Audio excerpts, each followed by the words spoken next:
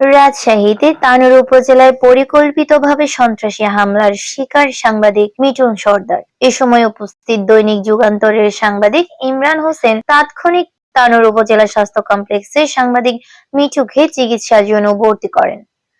রাজশাহীতে তানোর উপজেলায় জাতীয় সাংবাদিক সংস্থা তানোর উপজেলা শাখার সাংগঠনিক সম্পাদক ও জাতীয় দৈনিক আজকের গোয়েন্দা সংবাদের জেলা প্রতিনিধি এবং দৈনিক রাজশাহীর আলো পত্রিকার তানোর উপজেলা প্রতিনিধি সাংবাদিক রাকিবুল ইসলাম মিঠুর ওপর সন্ত্রাসী হামলা চালায় ৩-৪-২০২৫ ইংরেজি তারিখে।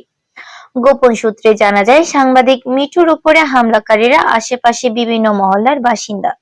এ সময় মিঠুর সঙ্গে দেখা করতে আসেন জাতীয় সাংবাদিক সংস্থা বিভাগীয় কমিটির নেতৃবৃন্দ সহ সংগ্রামী সভাপতি নূরে ইসলাম মিলন, জাতীয় সাংবাদিক সংস্থার রাজশাহী বিভাগীয় কমিটির সম্মানিত সাধারণ সম্পাদক ফয়সাল আজম অপু, জাতীয় সাংবাদিক সংস্থার রাজশাহী বিভাগীয় বিপ্লবী দপ্তর সম্পাদক সুরজ আলী ও জাতীয় সাংবাদিক সংস্থা তানোর উপজেলা শাখার দপ্তর সম্পাদক সিরাজুল ইসলাম রনি।